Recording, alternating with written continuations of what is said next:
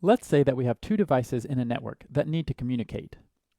Let's use the OSI model to see how communication happens between these two network devices. When data travels down the OSI model, it's called encapsulation. When data travels up the OSI model, it's called decapsulation.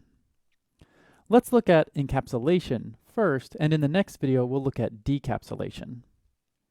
All network communication is for the transportation of data. So here's some application data. The application layer is layer 7 of the OSI model. The application layer will prepend some control information to the data. This control information is called a header. I've labeled this L7H to represent the layer 7 header information. The data in the layer 7 header information is then moved down one layer to layer 6, the presentation layer. This layer adds its own headers. All of this moves down to the adjacent layer, and the layer 5 header is added.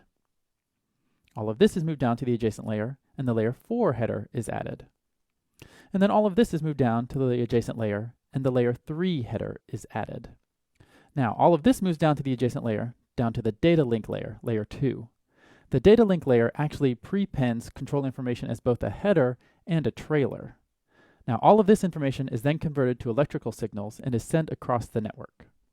So to summarize, encapsulation is when data moves down the OSI model, and at each layer, a header is added, or a header and a trailer are added.